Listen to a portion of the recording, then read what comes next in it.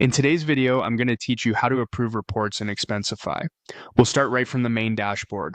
Once you're signed in, head to the home screen. This is your control center where you can quickly access everything you need. From here, look to the left-hand sidebar and select Reports. That opens the dedicated area for all expense reports associated with your account or workspace so you can see what's awaiting review.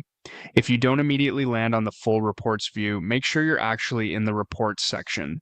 Sometimes you might be viewing expenses or chats by mistake. Clicking reports ensures you're looking at complete reports rather than individual expenses. At the top of the reports area, you'll find a search and filter bar. Use this to narrow the list so you only see what matters right now. For approvals, it helps to filter by expense report type and sort by date, newest first, so the most recent submissions appear at the top.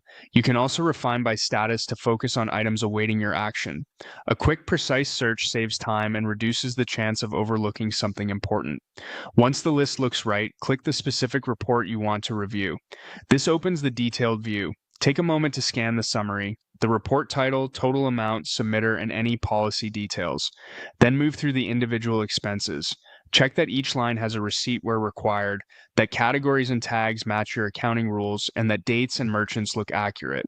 If anything stands out, you can read any notes attached to the expense or the report to understand context. It's a good habit to glance at any policy warnings or duplicate flags. Clearing these prevents downstream reconciliation issues. When you're confident everything is correct and the report is ready to move forward, click Submit. In many approval workflows, this button passes the report to the next approver or finalizes approval if you're the last reviewer in the chain. Depending on your organization's settings, this action may appear as a Submit to Next Step function rather than a traditional Approve label, but the outcome is the same. The report advances in the process. After you submit, the report status will update and the submitter will be notified automatically.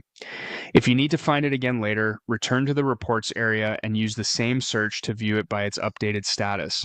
That's all there is to it. Navigate to reports, search smart, review thoroughly, and submit to keep your approvals moving smoothly.